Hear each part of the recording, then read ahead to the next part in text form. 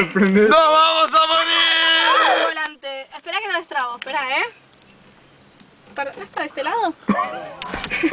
¡Sáqueme acá, por favor! ¡Pero boludo! ¡Nos secuestran! ¡Nos secuestran! ¡No vamos a morir! Flaco, trabaste el volante. Sí, y no se prende el no auto. sabes. Tenés que mover el volante un toque. Pará, porque yo no muevo y no se traba, boludo.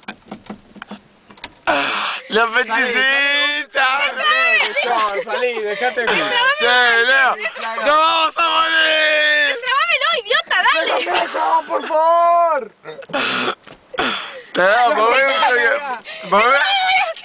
Move un poco el volante y la llave, ¿me Y entendés? bueno, eso es lo que estoy haciendo. Ahí está. Me parece que lo estás haciendo mal. No, mira, flaco, no se destraba. A ver, flaca. Me haces un toquecito así. Y ahí prende. Se prendió todo. ¡No vamos a morir! Bueno. ¡Nos vamos a morir! Pará, flaco, no me rompas las pelotas. ¡No! No rompas las pelotas, Sole.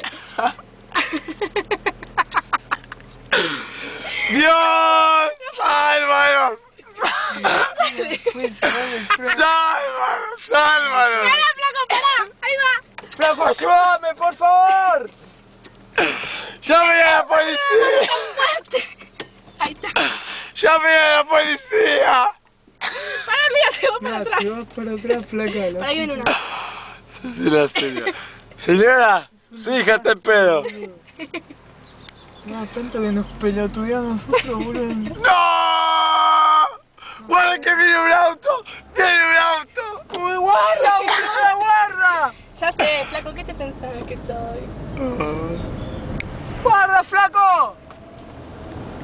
Ah.